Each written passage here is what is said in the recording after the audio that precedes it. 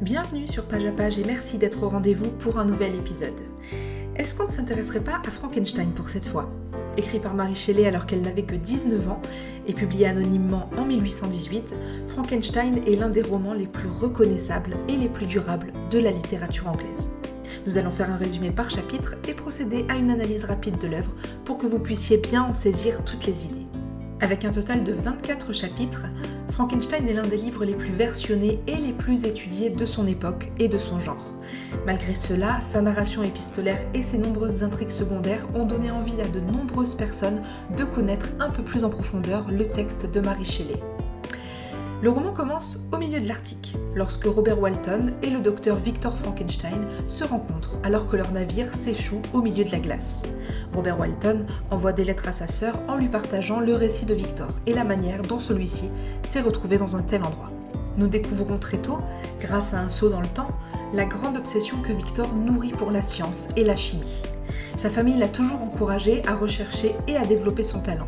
Alors, après s'être entraîné et après avoir étudié, il découvre qu'il est capable de donner vie et âme à la chair, croyant par là avoir découvert le secret de la vie. Et la suite ne se fait pas attendre. Il assemble diverses parties de cadavres et finit par créer un monstre.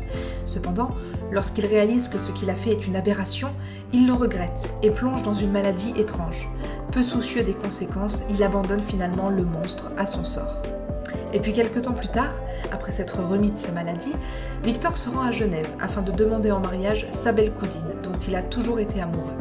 Dès son arrivée cependant, il apprend que des crimes étranges ont eu lieu, des crimes pour lesquels il n'y a visiblement pas de coupable évident. Un jour enfin, tandis qu'il voit une énorme silhouette s'approcher de lui, il découvre qu'il s'agit de la créature. Celle-ci l'a cherché et l'a suivi depuis tout ce temps, à la recherche d'explications. Lorsque Victor et sa créature se retrouvent, cette dernière lui raconte tout ce qu'il s'est passé depuis son éveil à la vie. Désorientée et ne sachant pas où aller, elle a trouvé refuge dans un village, dans la maison d'une famille auprès de laquelle elle a appris à distance à écrire et à parler. Un long moment s'est écoulé avant qu'elle ne ressente finalement le besoin de se socialiser. Et cependant, lorsqu'elle a enfin osé se présenter à la famille, celle-ci s'est montrée effrayée par son apparence et l'a fait fuir.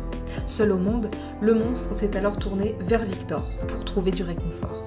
Triste, solitaire et conscient de son incapacité à s'intégrer à la société, la créature demande alors à Victor de lui créer un compagnon, comme lui, pour qu'il n'ait pas à être seul. Après mûre réflexion, Victor accepte et se met au travail pour façonner un monstre féminin. En parallèle, il demande à sa cousine de l'épouser et les préparatifs commencent. Mais finalement, alors qu'il a tout préparé et qu'il s'apprête à donner vie à la compagne du monstre, une pensée de culpabilité traverse Victor qui revient sur sa décision. Lorsque le monstre le comprend, il se sent terriblement trahi et il jure de se venger.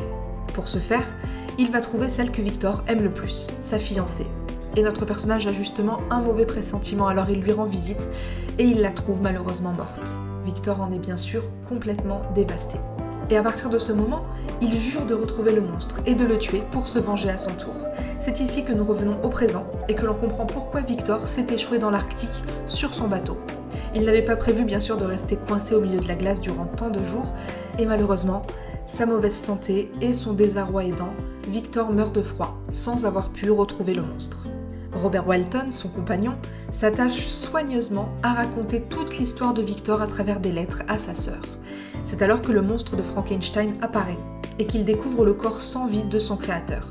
Malgré sa haine et son ressentiment en le voyant, il réalise qu'il est désormais bel et bien seul au monde, alors il décide de se suicider en se jetant dans l'abîme. L'histoire se termine sur cette scène, faisant incontestablement de Frankenstein, dans l'imaginaire collectif, l'une des figures les plus célèbres de l'horreur.